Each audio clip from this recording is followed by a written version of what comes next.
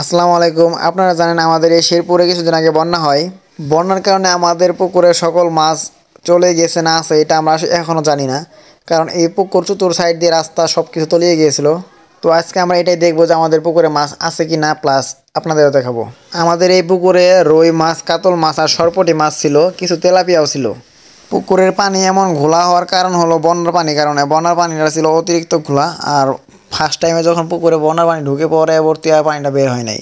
তো প্রথম একটা ফিক দিল জাল, তো তেমন মাছ দেখা যাচ্ছে না। আমারও মনে হয় মাছ নাই, কারণ যে টাইমে বন্যার পানি হয় তখন আমাদের উঠানে প্রচুর পানি হয়েছিল। ওই উঠানে আমরা অনেক মাছ দেখতে পাচ্ছিলাম, আমাদেরই মাছ।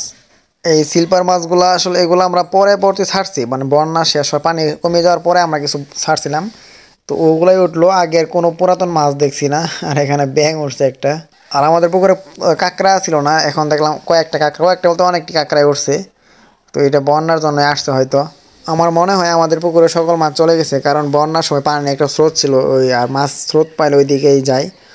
তো মাছ নাইকে বললে চলে। আরও কয়েকটা খেয়াও দেওয়ার পরে দেখলো মাছ নাই। এরপর পাশে আরেকটা পুকুর ছিল, ওই পুকুরের পানি আবার বাইরের মানে ক্ষেতের পানি আসে যাওয়া করে, এই জন্য পানিটা ভালোই দেখতে। কিন্তু এখানে মাছ আছে কিনা এখন ট্রাই করে দেখব। এই পুকুরে আবার মাছ ছাড়া হয় না, মানে ক্ষেতের পানি শুকায় শুকায় আমাদের এই পুকুরে আসে। এইটাই এমনিতে অনেক মাছ আসে, বাইরের মাছে আসে আর কি। আর রাসেল পুকুরে নামছে, ওই বাসার কিছু কোন সার দেওয়া ছিল ওগুলো সরাইতেছে। তো ওই দাদা খেয়াও দেবো, দেখা যাক এইটা কেমন মাছ ওঠে।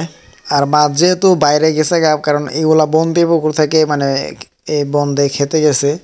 তো খেতে থেকে এখানে সব মাছ লাস্ট পানি এই ক্ষেতের এই দিক আর কি। তো মাছ বাইরের মাছ এখানে আসারই কথা। তো রাসেল ওই দিক দিয়ে দাবার দিতেছে পানি, মানে মাছ দাবার দিয়েছে। এই পুকুরে আবার মাছ এমনিতে দেখা যায়, মানে ভাসি ভাসি বেড়ায় মাছ। আবার ওই পুকুরটায় দেখলেন ওইটার মধ্যে তেমন মাছ দেখা যায় না, কারণ পানি ঘোলাপ, মাছ নড়েও না। তো এই জালটা তোলার পরে দেখলাম এটাই ছোটো ছোটো কিছু মাছ আছে, যেমন সিলপার সরপুটি আছে। এটা ফাও, আবার ওইটা আমার পুকুরের সারা মাছ চলে গেছে। তো বন্যায় আমাদের মাছ ছাড়া তেমন কোনো ক্ষতি হয় নাই, অনেকেরই ক্ষতি হয়েছে আমাদের এদিকে। তো সেরপরে বন্যা সম্পর্কে তো অনেকেই জানেনি। আজকের ভিডিও এই পর্যন্তই। সবাই ভালো থাকবেন, আল্লাহ হাফেজ।